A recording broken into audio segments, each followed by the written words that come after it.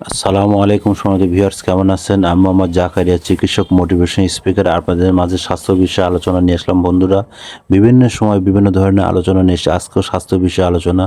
বন্ধুরা, অনেকে কমেন্ট বক্সে কমেন্ট করেছে ইদানিং প্রত্যেকের দাঁত কালো হয়ে যাচ্ছে। তো বন্ধুরা, কেন এই দাঁত কালো হয়ে যাচ্ছে, এই ভিডিওটা প্রথম থেকে শুরু করে শেষ পর্যন্ত না শুনবো। প্রথমে একটা লাইক দেবো, সাবস্ক্রাইব করব, নোটিফিকেশন অন করবো, পেজে ফলো দিব, তাহলে স্বাস্থ্য সম্পর্কের নোটিফিকেশন আপনাদের কাছে পৌঁছে যাবে। তাহলে বন্ধুরা, মনোযোগ দিয়ে শুনুন। আমাদের দাঁত প্রথমত কালো হয়ে যাচ্ছে, সেটা হচ্ছে যে আমরা যে পানি পান করি সেটা কিন্তু আমরা অনেক সময় কিন্তু এখানে যে মাপার মেশিন আছে আমরা কিন্তু দেখি না যে ওখানে মিটারে আপনার কত, সেটা কিন্তু প্রয়োজন। আরেকটা বিষয় সেটা হচ্ছে যে আয়রনের পরিমাণ, যদি আপনার যে কল বা যেটাতে আপনি পান করেন বা ব্যবহার করেন সেখানে প্রচুর পরিমাণ আয়রন থাকার কারণে কিন্তু দাঁত কালো হয়ে যায়। আরেকটা জিনিস সেটা হচ্ছে যে আমরা যেটাতে মেসওয়াক করি বা সেটাতে কিন্তু আমরা প্রচুর পরিমাণ জিনিসগুলো ব্যাকটেরিয়া আছে সেখানে লক্ষ্য করি। আরেকটা বিষয় সেটা হচ্ছে যে আমরা কিন্তু দাঁতের যত্ন নিই না, সকালে বিকেলে বা রাত্রিতে যে জিনিসগুলো দরকার সেগুলো কিন্তু লক্ষ্য করি না।